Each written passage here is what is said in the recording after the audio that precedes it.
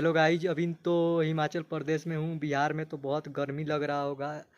देख लीजिए, आप लोग के लिए एक गिफ्ट है, आप लोग देखिए ज़रूर। गर्मी में तो गाइज बहुत उन्हें बिहार में गर्मी पड़ता, तो हमारा तरफ से स्टिंग फ्री बा।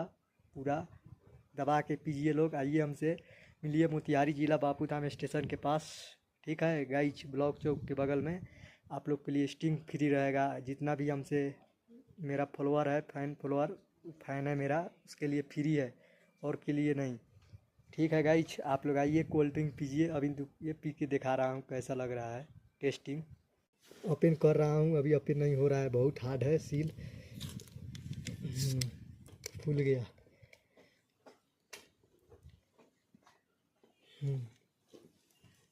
पीजिए और गर्मी का मिटाइए।